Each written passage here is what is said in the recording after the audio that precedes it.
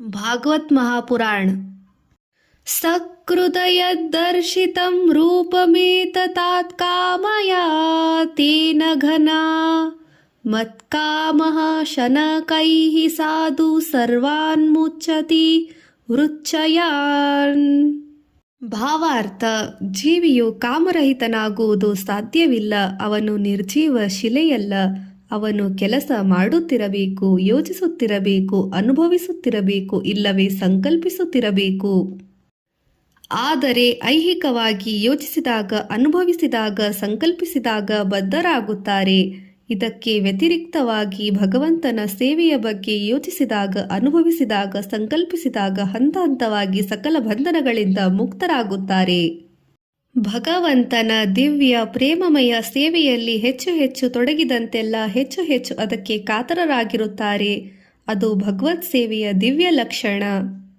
ಐಹಿಕ ಸೇವೆಯ ತೃಪ್ತಿಗೆ ಮಿತಿ ಇದೆ, ಆದರೆ ಭಗವಂತನ ಆಧ್ಯಾತ್ಮಿಕ ಸೇವೆಯ ತೃಪ್ತಿಗೆ ಮಿತಿಯೂ ಇಲ್ಲ, ಅಂತ್ಯವೂ ಇಲ್ಲ. ಭಗವಂತನ ಪ್ರೇಮಮಯ ದಿವ್ಯ ಸೇವೆಯಲ್ಲಿ ಕಾತರವನ್ನು ಹೆಚ್ಚಿಸಬೇಕು.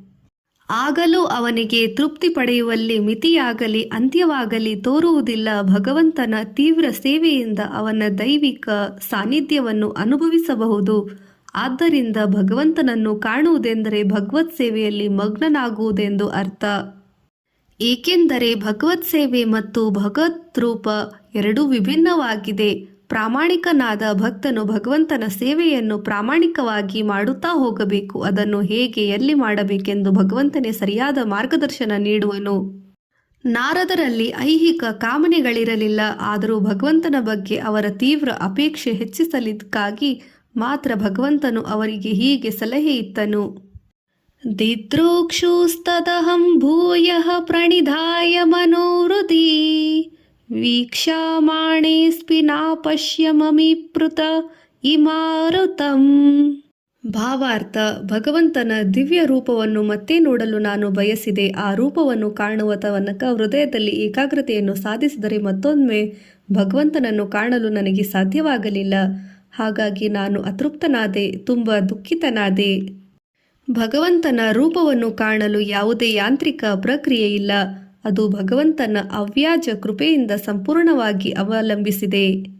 ನಾವು ಬಯಸಿದಾಗಲೆಲ್ಲ ಉದಯಿಸುವಂತೆ ಸೂರ್ಯನಿಗೆ ಹೇಗೆ ತಾಗದೆ ಮಾಡಲಾರೆಯೋ ಹಾಗೆ ನಮ್ಮ ದೃಷ್ಟಿಯ ಮುಂದೆ ಭಗವಂತನ ಉಪಸ್ಥಿತನಾಗಬೇಕೆಂದು ನಾವು ತಗಾದೆ ಮಾಡುವಂತಿಲ್ಲ. ಸೂರ್ಯ ತನ್ನಿಚ್ಛೆಯಂತೆ ಮೇರೆಗೆ ಉದಯಿಸುತ್ತಾನೆ.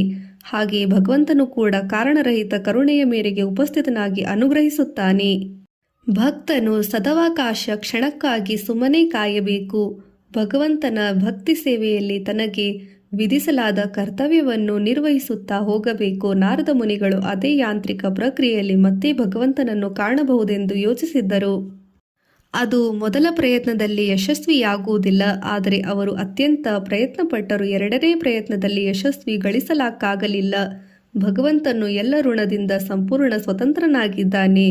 ಶುದ್ಧ ಭಕ್ತಿಯ ರಜ್ಜುವಿನಿಂದ ಆತ ಸುಮ್ಮನೆ ಬದ್ಧನಾಗಿರುತ್ತಾನೆ.